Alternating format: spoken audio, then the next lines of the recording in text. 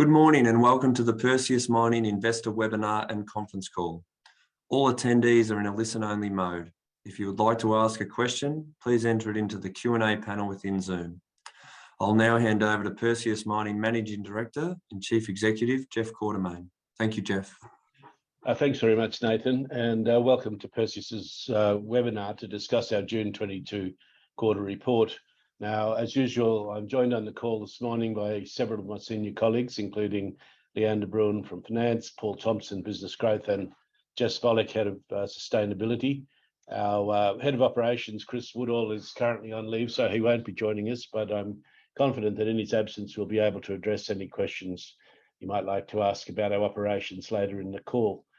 Now, in this regard, what I intend to do this morning is to firstly provide an overview of what Perseus has achieved operationally during the June quarter, half and full financial year, and then follow that up with a Q&A session to address any specific questions that you, the listeners, may have about our recent or, for that matter, future activities. I should note that our audited fiscal 22 financial report will be published on the 31st of August after our next board meeting, at which time details of our full year earnings, dividends, etc.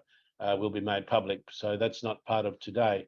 Now, as usual, I'll keep my presentation reasonably short, as all the details that you need to understand our performance are fully documented in the market release. But let me highlight a few key points and then let's discuss the detail if you wish. Now, it seems every time that we hold a quarterly webinar like this, say much the same thing, but it really is pleasing to be able to continue reporting that Perseus has once again delivered a very strong production and cost performance this quarter, and that we're now firmly positioned on the track that we promised to follow. When we release our financials in a month's time or so, there'll be further evidence of this. So in the June 22 quarter, Perseus produced 122,327 ounces of gold, which meant for the half year and the full year, we produced totals of 252,850 and 494,014 ounces respectively. Our half year and full year production was comfortably within the upper half of the guidance ranges provided to the market. And while the full year production was about 1% off our internal target of 500,000 ounces for fiscal 22, there were very good reasons for this, which I'll explain in a minute.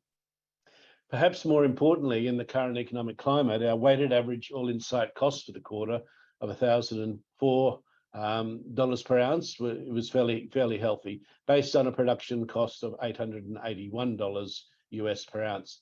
Now, this translated to all-in site costs of $955 US per ounce for the half year, and for the full fiscal 22 financial year, $952 US per ounce, both of which were in the bottom quartile of our market guidance ranges.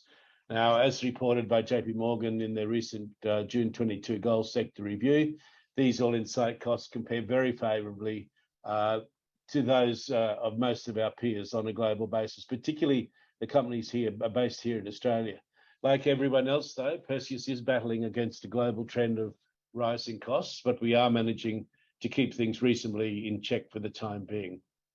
As if we, or indeed the market, need any convincing, the operating results that have been achieved this quarter clearly show that the corporate strategy that we've deliberately adopted some time ago, that involved transitioning Perseus to become a multi-mine, multi-jurisdictional gold company, is working and working well. This strategy has enabled us to not only materially increase our production and cash flow, but to do it in a way that spreads our risk across the business. And despite plenty of challenges from both inside our business and outside, it's meant that we've been able to stay on course and deliver on our promises, which goes to the very core of the values of this company. During the quarter, our newest mine, Yaouré, performed outstandingly well relative to both prior quarters and our internal targets, producing 81,150 ounces of gold at an all-in site cost of $641 per ounce, which places Yaouré well down the list in terms of the global cost curve. Sissingué, with production of 12,509 ounces, performed slightly ahead of our target, while Edikan, with 28,668 ounces, fell short of our expectations. Now, there's no escaping the disappointment of Edikan's performance this quarter, but there were a range of factors that led to the result, one of which was the fact that, and we did foreshadow this during our March quarter webinar and in the March quarter report, we deliberately brought down a major preventative maintenance shutdown of the Edikan plant and lost 19 days of production, or nearly 21% of available time during the quarter as a result. Fortunately, the overperformance of Yaouré more than compensated for the underperformance of Edikan, enabling the Perseus Group to once again consistently deliver another strong quarter in terms of production and accordingly in terms of costs. Now, looking to the future, our market guidance for production and costs for the December 22 half year is 240 to 265,000 ounces at an all-in site cost of $1,000 to $1,100 per ounce, which translates to approximately 493,000 to 518,000 ounces of gold at an all-in site cost of $980 to $1,025 per ounce for the full calendar 22 year. So more of the same. Now, I should say that this guidance is based on our current view of the world and comes with the caveat that we don't own a crystal ball. I suspect that there could certainly be some surprises in store for us all, but we'll see. It would be the easiest thing in the world for us to provide a market guidance that we could guarantee we would meet, but it would be totally meaningless, and we don't believe that doing that makes any sense. What we will do is work extremely hard to make sure that we control all of the things that we can control and that we deliver in line with this guidance in the coming periods. I am happy to report, though, that our strong recent performance has continued in the month of July, and this does bode well for the current quarter. Since Edikan resumed milling operations in mid-June following the maintenance shut, the operation's been running very well, and it appears as if the challenges that we faced for most of the first half of this year are behind us. Yaouré and Sissingué are also continuing to deliver as planned, and so far things are looking good for another solid quarter right across the group. Now, I should note that in conducting our mining and exploration activities across the company, we have generally continued to do this in a manner that's in line with the sustainability standards that we've adopted. The exact metrics of our ESG performance are documented in full in our quarterly report.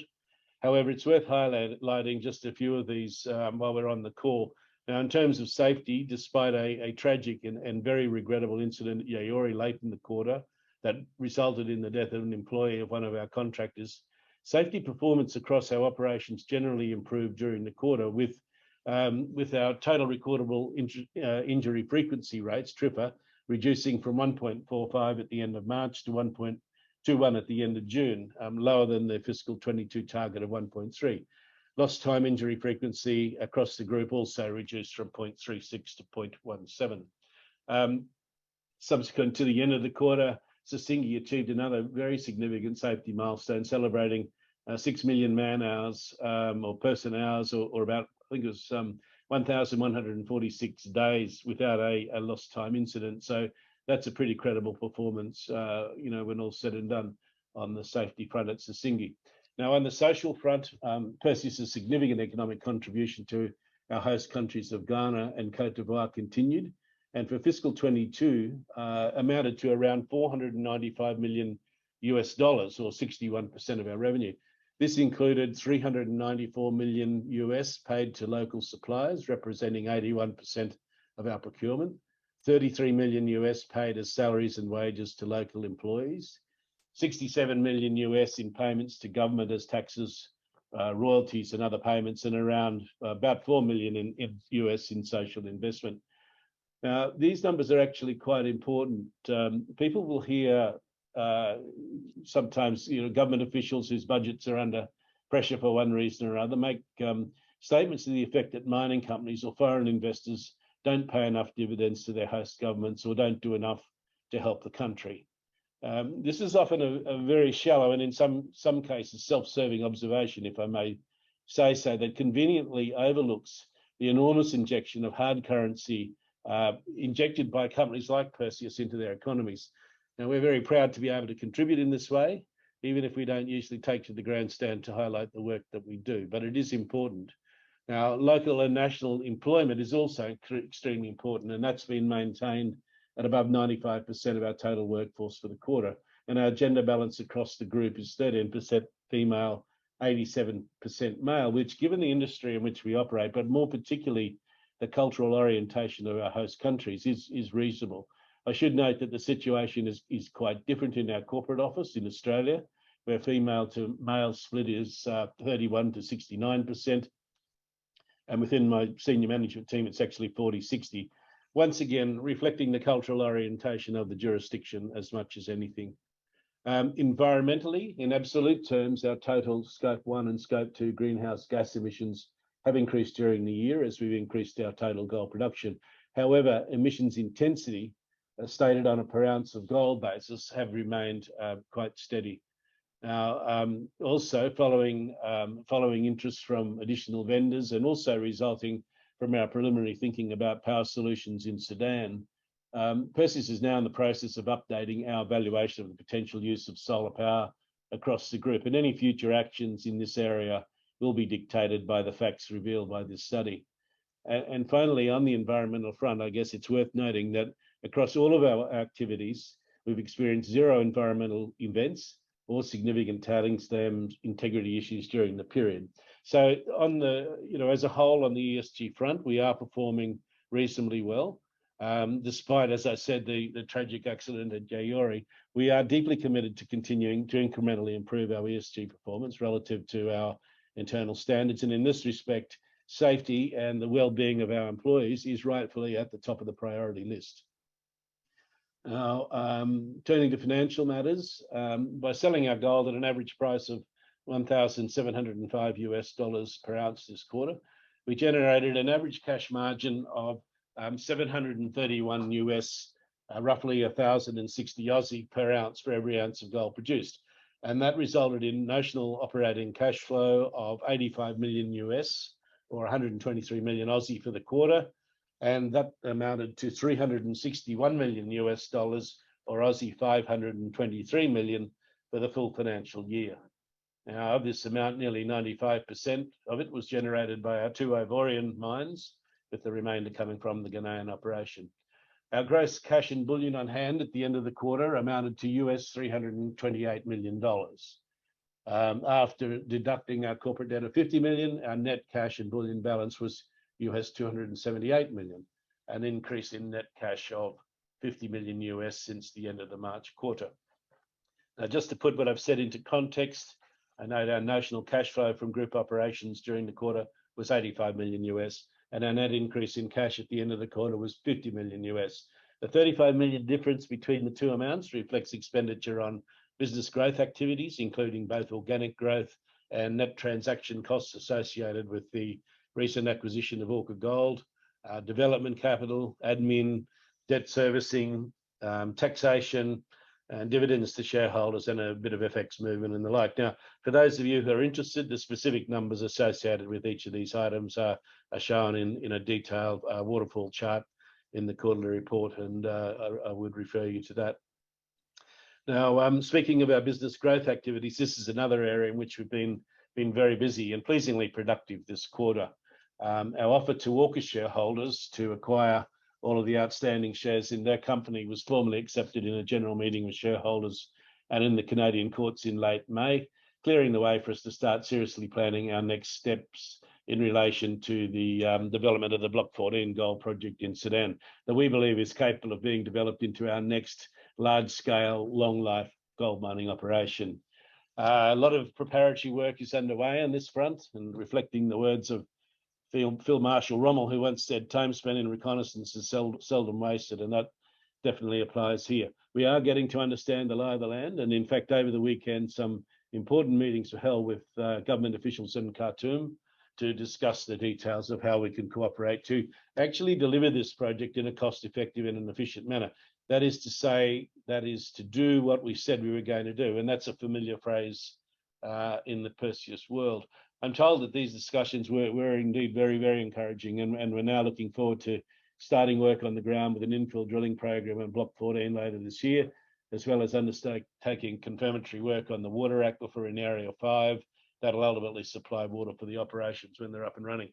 We're also starting to move forward on the front-end engineering and design of the project, and this work will accelerate in coming quarters. We have been broadly targeting around the middle of next year for a final investment decision for the development of Block 14.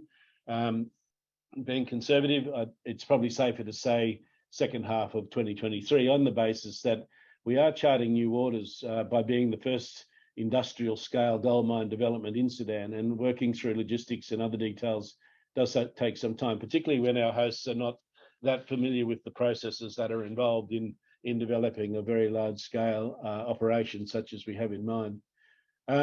Also, as announced recently, we through organic means, based on exploration success, we've made some really strong progress towards being able to sustain the sort of production level that we're guiding for the next half year, and do that out towards the end of the decade. You'll recall we recently made a market release, which you are encouraged to read, on the work that has been completed at the Nkosuo deposit, which is located about 7 kilometres from Edikan's mill in Ghana. Now, in summary, what we announced was that we'd delineated an indicated mineral resource at Nkosuo of about 422,000 ounces of contained gold, with some additional inferred mineral resources as well. We also completed a feasibility study on the project, resulting in the estimation of a probable ore reserve grading about 1.04 grams a tonne, which is consistent with the material that we're processing, and containing 332,000 ounces of gold. Now, based on this study, processing of the Nkosuo ore reserves in the Edikan mill is expected to increase the life of the Edikan operation by 18 to 24 months or so, extending the mine life out to the end of fiscal 27. It will take us between 18 and 24 months to convert the Agyakusu exploration license to a mining lease and to obtain the necessary environmental permit for Nkosuo. But after that, we'd be in a position to start mining and trucking ore to the mill for processing. The recent delineation of this mineable deposit at Nkosuo is actually a very significant achievement for Perseus, as Nkosuo is our first discovery on what we believe is a mineralized zone that stretches across 3 contiguous separate exploration licenses in the area to the northwest of Edikan. We recently acquired the Agyakusu license, on which Nkosuo is located, and we also hold options to explore and acquire the other 2 licenses in the fullness of time if we choose to do that. We are committed to intensive exploration of this zone, though, expecting that Nkosuo will turn out to be the first of several discoveries in the area. And if this is the case, further extensions of the Edikan operation beyond fiscal 2027 will be a likely outcome. Having recently invested time and money in upgrading the Edikan plant, as we did this quarter, Edikan has the potential to once again become a very important piece of our diversified asset portfolio. Now, while on the subject of organic growth, I should also mention that we have continued to make excellent progress on the delineation of a large additional mineral resource at Yaouré that can be economically mined using underground mining techniques. Now, I don't want to prematurely disclose details of this other than to say that a formal mineral resources and reserve statement will be published in the September quarter, along with a feasibility study for developing an underground operation.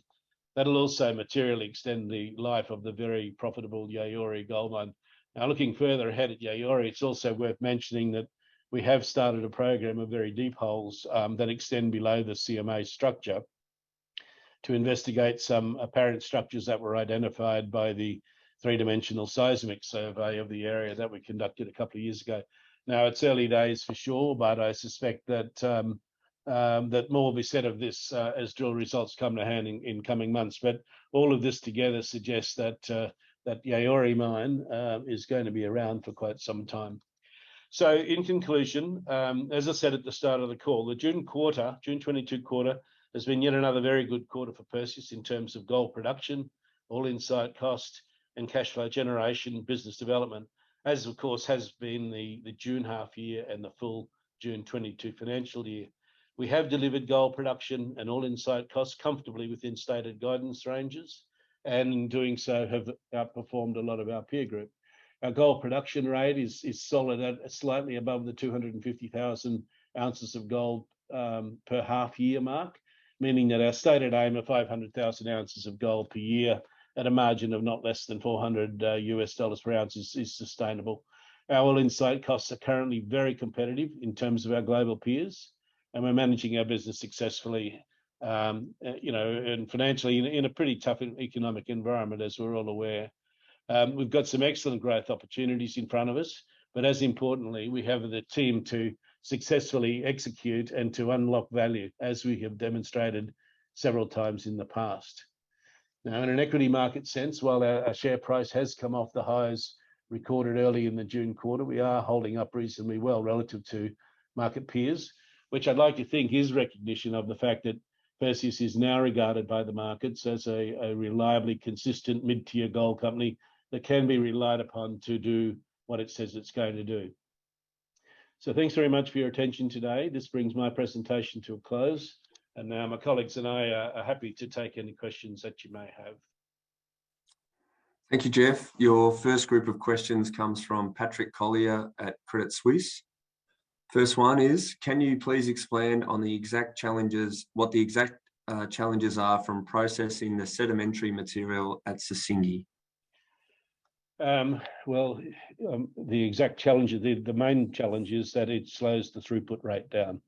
And so the amount of material going into the mill has been lower than it has been in the past. I think it's also fair to say that the grade is not the same as what we were mining last year and the year prior to that, where we were going through the very high grade zone. So I guess a combination of grade and throughput rates are the real impact of that sedimentary material. Thank you. Second question. Strip ratios have declined across the group. What's driven this and what should we expect for the December half? Well, they have declined across the group because we're going further into the existing pits and the like. But going into the December half and into the next financial year in total, I should say that at Sissingué in particular, there will be an increase in stripping ratio as we start to open up the Fimbiasso pit, etc., etc. So yes, it's just the sequence in which we're mining. There's nothing terribly magical about it. But when you go and open up new pits, you do have to remove a waste material, and that impacts strip ratio. I should say that on Nkosuo, one of the attractions of the Nkosuo deposit is that the strip ratio on that is very low. So when we get that into the mine plan in a couple of years' time, that'll be a big plus for us. Third question, can you give a sense of how much fuel-related inflation you're seeing in your cost base? And do you have any hedging or fixed contracts to protect against this? Okay, well, fuel is an interesting one. The cost of fuel in Ghana at the moment is about $1.50 US a litre, which is not too much different from Australia. Now in Ghana, and that has risen, over the course of the last 6 months or so. In Côte d'Ivoire, the government there subsidises fuel costs, and so the cost there has been running around just a touch under $1 US a litre for some time now. Now we do expect that the government's ability to continue that subsidy will decline in coming periods, and it is likely to be that we will see some increases in the amount of what we're paying for our fuel there. And in answering the question, no, we don't hedge the oil price. We've looked at this on many occasions, but there's an imperfect hedge applying between, say, the Brent or WTI and the price that we actually pay in West Africa, particularly given that the government has a fair hand in the pricing of fuel there. So if you're going to try and hedge it, someone's going to be taking basis risk, and that's not our business. Your next question comes from Andrew Bowler at Macquarie. Can you talk to what the reason behind the preventative shutdown at Edikan? Was it a planned shutdown that found faults, or was it always planned to be that long?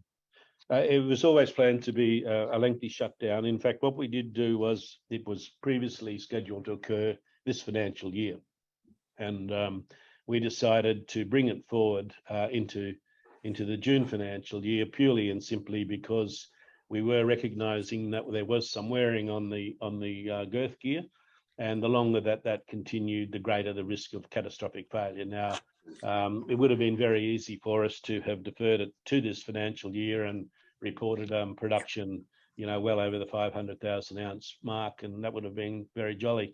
However, had something gone wrong, we would have quite rightly been held to account for not acting sooner. So we just took the decision to close it down earlier and to do the work that needed to be done.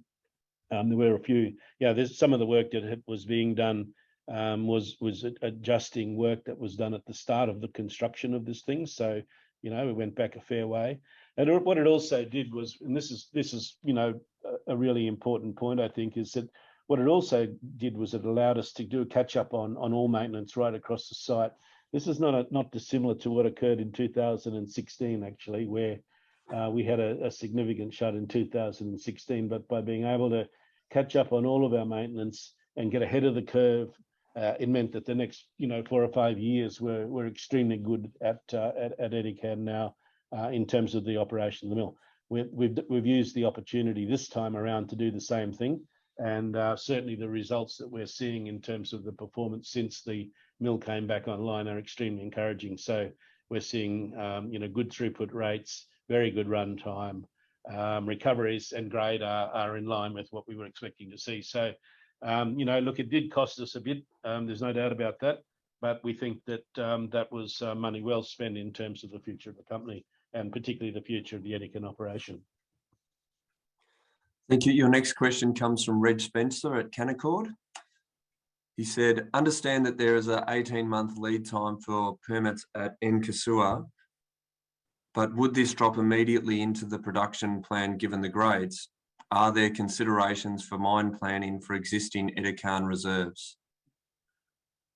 I'm not quite sure what the last one says, but yes, we are doing mine planning at the present time, and we would get it into the mill reasonably quickly, I would think, once we have the licensing intact. I think at this stage of the game, the scheduling has it coming in about, I think it's about 2 or 3 years, 2.5 years time from now.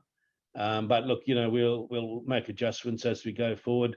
The timing on the licensing is not 100% certain by any stretch of the imagination. Although having said that, we did have a very productive meeting with the head of the Minerals Commission in Accra last week, or the week before, I think it was, and he's given a very strong commitment to move this thing forward as promptly as he can, because it's clearly in the interests of the government and of the surrounding community to have the Edikan mine going for as long as it can possibly achieve. So we're all similarly motivated in that regard. And secondly, from Reg, is the potential reduction or removal of subsidies in CDI factored into the first half financial 23 guidance? I believe that we have made an estimate of the price impact. Exactly the exact amount off the top of my head, I can't recall. But look, we're watching that situation fairly carefully. We're comfortable with the guidance that we've given. We've looked at it very carefully.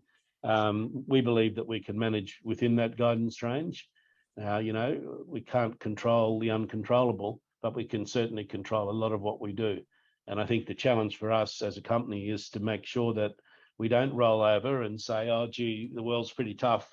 The costs will be what they'll be. The costs will be what we make them to a very large degree. So that is the challenge for us.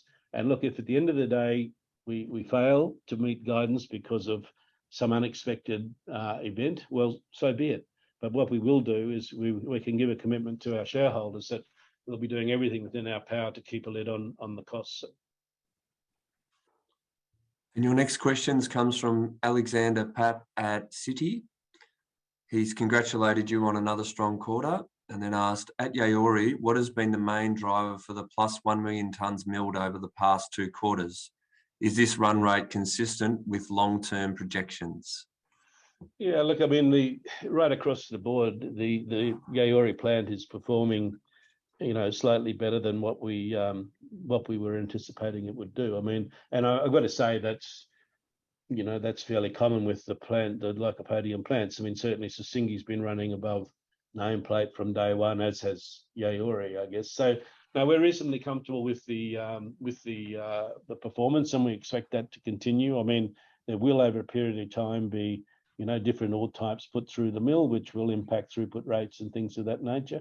But no, Yaouré is going exceptionally well, and we see no reason why we can't maintain levels around this area, throughput rates, etc., going into the future. I will say this though, that look, the grade is going to go up and down over a period of time, and there will be some periods where the grade that we process will be lower than what we've done this quarter, which means that we won't be producing quite as much gold. But aside from that, the other factors, runtime, throughput rates, recoveries, those things are things that we can control, and we don't see any reason why we should see any decline from where we are at the present time. Thank you. There are no further questions at this time, so I'll now hand back to Jeff for closing remarks. Okay, well, look, thanks very much, Nathan, and thanks, listeners, for your attention. As I said, it's been a fairly strong quarter, but we are looking to the future with some optimism and looking forward to delivering a similar set of strong results again next time we speak. So thank you very much.